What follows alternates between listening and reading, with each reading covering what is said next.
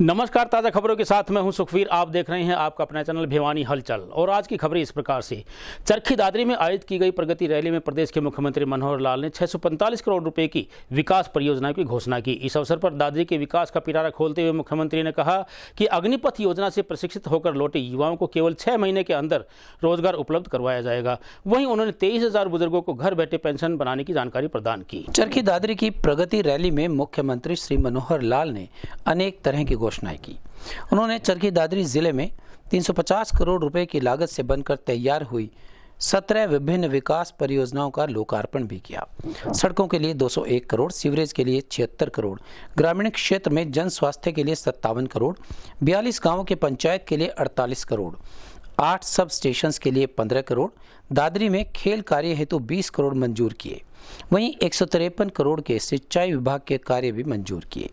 उन्होंने कहा कि अग्निपथ योजना से प्रशिक्षित होकर लौटे युवाओं को हरियाणा सरकार 6 माह में ही रोजगार देगी।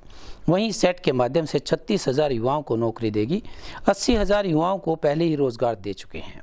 अंत्योदय योजना के तहत 3.5 लाख परिवारों में से 29,000 लोगों को स्वरोजगार की तरफ आगे बढ़ाया है। वहीं हरियाणा प्रदेश में हर 20 किलोमीटर में कॉलेज का निर्माण किया गया है। पद्मा स्कीम के तहत प्रदेश के हर ब्लॉक में एक प्रोडक्ट एक ब्लॉक योजना के तहत 50 से 60 एकड़ में लघु उद्योग भी लगेंगे। इस तरह से उन्होंने अनेक योजनाओं की घोषणाएं की। बात तो ध्यान में है कि हमने सबसे पहले इस क्षेत्र को जिले के रूप में 2016 के अंदर ये घोषणा करके 22वां जिला ये हमने जरूर बनाया। यहाँ के लोगों की मांग भी थी, यहाँ की जरूरत भी थी और उसी अनुसार जिला जब नया बनता है तो प्रारंभ में कोई योजना ना तो अधिकारियों के पास होती है, ना किसी नीचे काम करने वाले लोगों को पता होता है कि जिले के नाते क्या क्या करना होगा। उसके बाद काम करना हमने शुरू किया और जब काम करते करते जब ध्यान में आया यहाँ की आवश्यकता है तो इस जिले में जब पिछली बार आया लगभग 200 घोषणाएं मैंने की और 200 घोषणाओं में 70% जो है वो पूरी हो गई है। करोड़ों रुपए पिछली बार भी हमने बजट में दिए थे, 470 करोड़ रुपए स्वीकार किए गए थे, जिसमें 260 करोड़ रुपए का और काम जो है ये पूरा हो चुका है।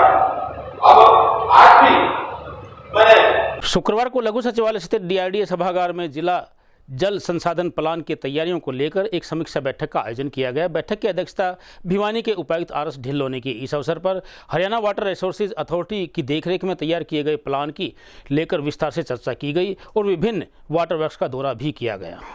बैठक में अथॉरिटी की तरफ से कंसल्टेंट निजावन एवं विनी मुंजाल उपस्थित रहे। उन्होंने इस प्लान में सुधार के लिए सभी विभागाध्यक्षों से विस्तार से समीक्षा की और इसमें और अधिक सुधार के बारे में सुझाव दिया। जल संसाधन प्लान के बारे में निजावन एवं विनी मुंजाल ने जानकारी देते हुए बताया कि यह प्लान पहले वर्ष में 10% तक पानी की खपत को कम करेगा। इसके बाद अगले 2 सालों में यह प्लान 15% एवं 20% तक पानी की खपत को और कम करने में सहायता करेगा। उन्होंने विभागाध्यक्षों से अनुरोध किया कि अपने विभागों के आने वाले 3 सालों के एक्शन प्लान को इसमें शामिल करें ताकि इस प्लान को लागू करने में आसानी हो सके। उपायुक्त श्री आर एस ढिल्लों ने कहा कि भिवानी जिला एक ऐसा जिला है जिसमें जल को लेकर सभी तरह की चुनौतियां मौजूद हैं और उन चुनौतियों को मद्देनजर रखते हुए इस प्लान को तैयार करना है। जिले में पानी की कमी वाले क्षेत्र, जल भराव वाले क्षेत्र, खारे पानी वाले क्षेत्र एवं अत्यधिक भूजल दोहन वाले क्षेत्र हैं। उन्होंने बताया कि अत्यधिक भूजल दोहन वाले क्षेत्र में अटल भूजल योजना चालू है। उन्होंने हरियाणा वाटर रिसोर्स अथॉरिटी के प्रतिनिधियों से अनुरोध किया कि इन क्षेत्रों की प्लानिंग में प्रशासन की सहायता करें।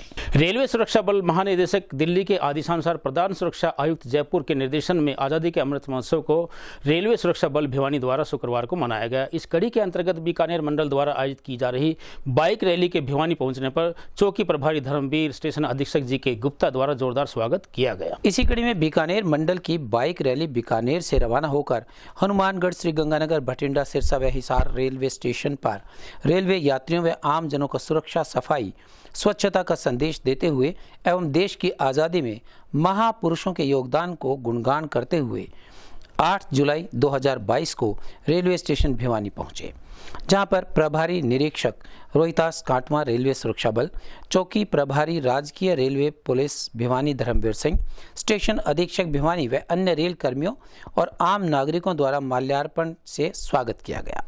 आज़ादी का अमृत महोत्सव के उपलक्ष्य में रेलवे सुरक्षा बल भिवानी पोस्ट द्वारा निरीक्षक महोदय के नेतृत्व में रेलवे स्टेशन भिवानी परिसर में सफाई अभियान भी चलाया गया। रेल यात्रियों को स्वच्छ पानी पिलाकर जल सेवा की गई व रेल सीमा में पौधारोपण भी किया गया। वहीं रेलवे हेल्पलाइन के बारे में भी विस्तार से जानकारी दी गई।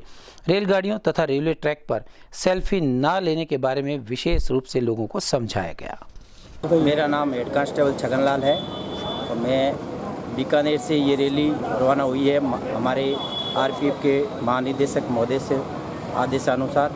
ये रैली बीकानेर से रवाना होकर के लूणगंसर, महाजन, सूरतगढ़, गंगानगर, इनमल कोट बॉर्डर पे और बठिंडा और सिरसा, हिसार होती हुई आज भिवानी पहुंची है। इस रैली का मेन उद्देश्य है जो आगे आने वाली 15 तारीख को हमारा देश आज़ाद हुए 75 साल पूरे हो गए। इस उपलक्ष्य में हम आज़ादी का अमृत महोत्सव मनाने जा रहे हैं। इस रैली में हम हर जगह अपने युवा पीढ़ी को बता रहे हैं और देशभक्ति की भावना को बता रहे हैं और देश की प्रति जागृत कर रहे हैं और आगे की ओर बढ़ रहे हैं। आज़ादी के अमृत महोत्सव उपलक्ष्य में रेलवे सुरक्षा बल द्वारा हमारे माननीय डीजी महोदय के दिशा निर्देशन और पीसीसी महोदय के दिशा निर्देशन के अंदर बाइक रैली का आयोजन किया जा रहा है। ये बाइक रैली बीकानेर से रवाना होकर बीकानेर डिवीज़न के प्रत्येक स्टेशन पर जागरूकता अभियान चलाते हुए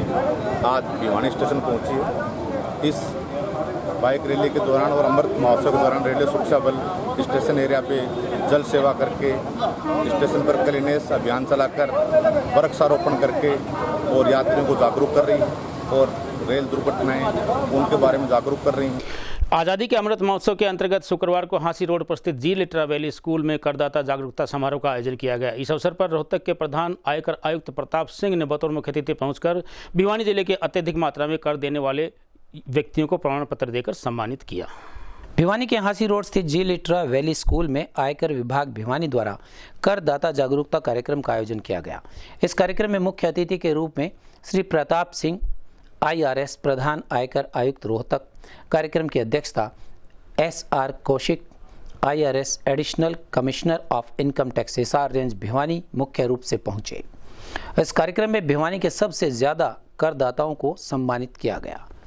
इस कार्यक्रम में भिवानी के विभिन्न व्यापार मंडल के सदस्यों, शहर की विभिन्न कंपनियों के प्रतिनिधि, शहर के गणमान्य व्यक्ति भी मौजूद रहे।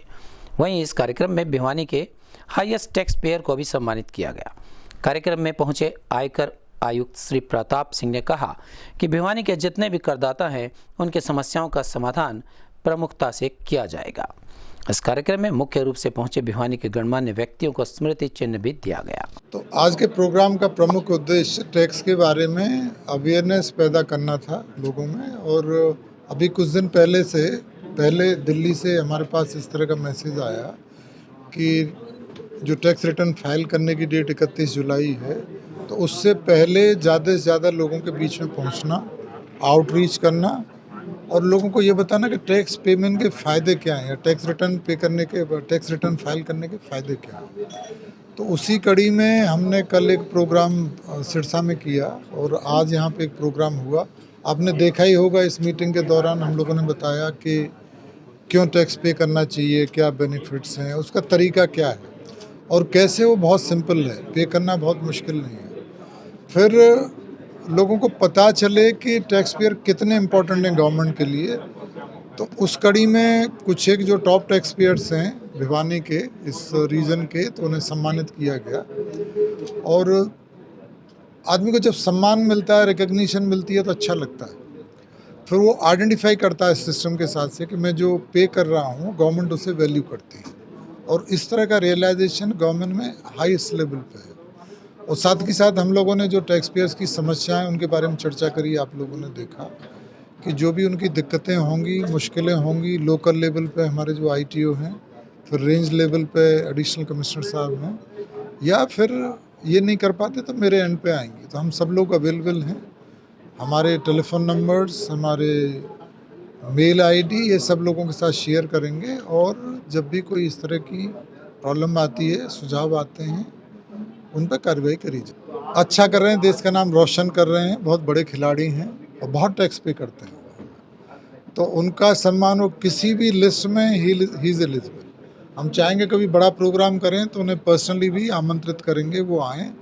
और ये भिवानी जगह ना वीरों की भूमि है, यहाँ स्पोर्ट्स के लिए बहुत अच्छा किया है लोगों ने, और मुझे पर्सनली बहुत खुशी है कि इस तरह का काम यहाँ पे हो रहा है और बिजनेस एनवायरनमेंट भी इम्प्रूव कर रहा है। जैसे बताया कि एक्सपोर्ट वाले यूनिट्स हैं, काफ़ी नई यूनिट्स आ। शहरवासियों से प्राप्त जानकारी के अनुसार भिवानी को किया जा रहा है एनसीआर से बाहर। इस बारे में अपनी प्रतिक्रिया व्यक्त करते हुए लोगों ने बताया कि बीते 10 वर्षों से भिवानी को एनसीआर में लेने के बावजूद भिवानी विकास के लिए तरस रहा था, इसलिए एनसीआर से बाहर होना ही अच्छा है।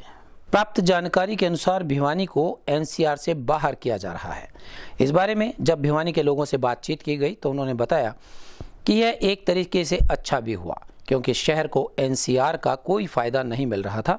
उन्होंने कहा कि 10 साल से भिवानी एनसीआर में था, लेकिन उसका बेनिफिट कुछ भी नहीं हुआ। सड़कें टूटी हुई हैं, पुराने सीवर लाइन डले हुए हैं, वह भी ठीक नहीं है, और साथ ही साथ शहर की अच्छे से सफाई भी नहीं हो रही थी। और सबसे बड़ा यहाँ कि जो भट्टे और माइंस 3 महीने के लिए बंद कर दिए जाते थे, जिससे लोगों को बड़ी परेशानी होती थी। ठेकेदार और मजदूर बेरोजगार हो जाते थे। दूसरा, ट्रांसपोर्ट में भी फ़ायदा होगा। जो व्हीकल्स एनसीआर में 5 साल पहले ही बंद कर दिए जाते थे, उन्हें अब 5 साल का फ़ायदा मिलेगा।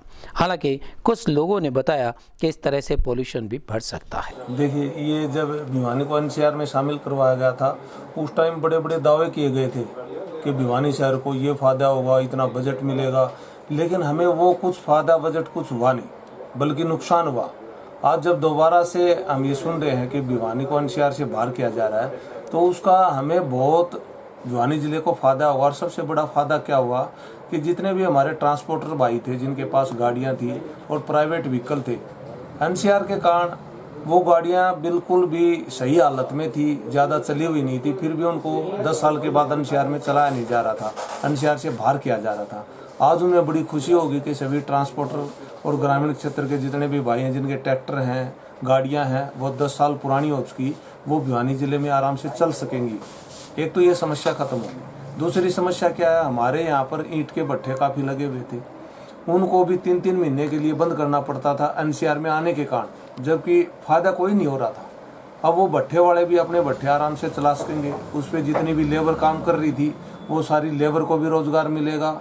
दूसरा कारण एनसीआर का ये होगा, फ़ायदा कोई हुआ नहीं, लेकिन नुकसान हुआ। और अब ये जब एनसीआर से बाहर हो जाएगा तो उसका हमें फ़ायदा ही फ़ायदा होगा, नुकसान कोई नहीं होगा। हमारा तो ये कहना है। एनसीआर में आने का हमें आज तक तो कोई बेनिफिट दिखा नहीं है। उल्टा एनसीआर में आने से जो है ना, हमारे यहाँ के कुछ दिनों के लिए हमारे क्रैशर वगैरह जो है ये भी बंद हो जाते थे, ईंटों के भट्ठे बंद हो जाते थे, जिसमें लोगों को बड़ी कठिनाई का सामना करना पड़ता था और बेरोज़गारी बढ़ती थी।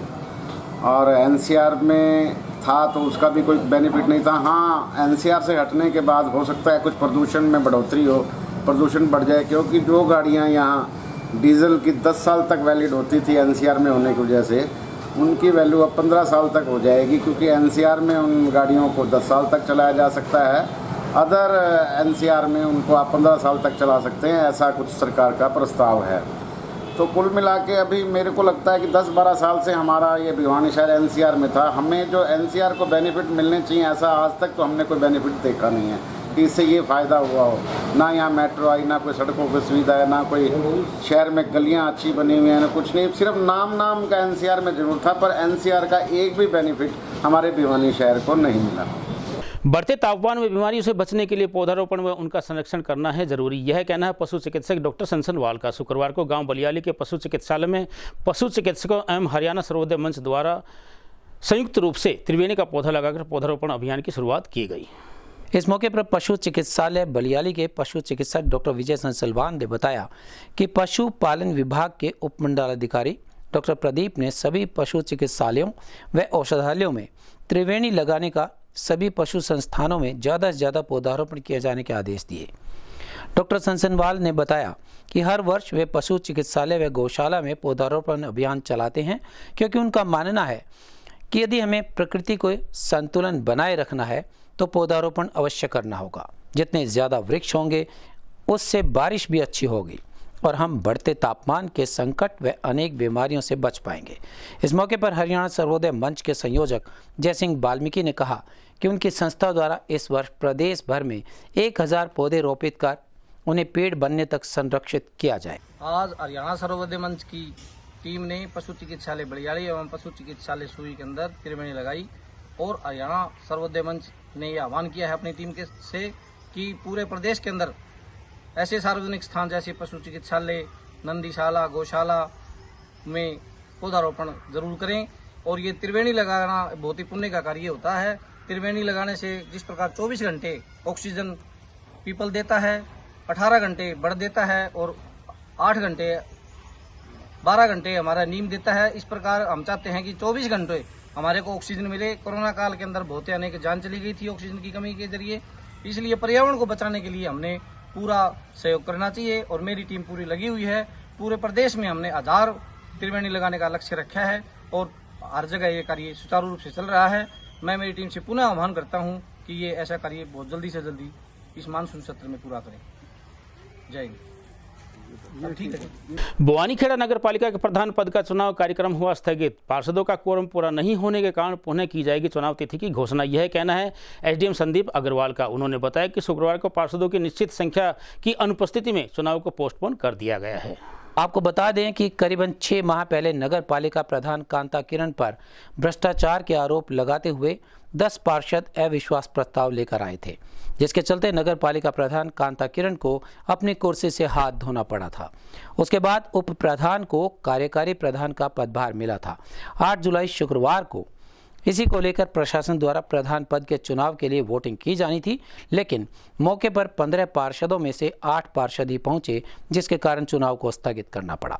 चुनाव अधिकारी एसडीएम भिवानी संदीप अग्रवाल ने बताया कि नियमों के अनुसार 9 पार्षदों की जरूरत थी, लेकिन चुनाव के समय 15 पार्षदों में से सिर्फ 8 पार्षद ही चुनाव में शामिल हुए, जिसके कारण चुनाव को स्थगित कर दिया गया। उन्होंने कहा कि आगे प्रशासन जिस तरह की भी तारीख तय करेगा उसमें चुनाव करवा दिए जाएंगे।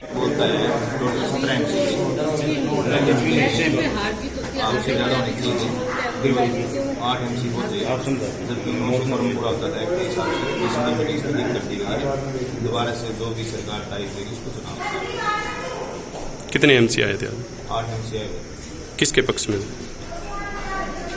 ये अभी तो रमेश यादव के पक्ष में। दूसरे अनुपस्थित रहे? दूसरे 7 एमसी अनुपस्थित थे वो। म्यूनिसिपल कमेटी के प्रधान के पद के लिए इलेक्शन आज स्पेशल मीटिंग कॉल की गई, लेकिन कोरम पूरा ना होने के कारण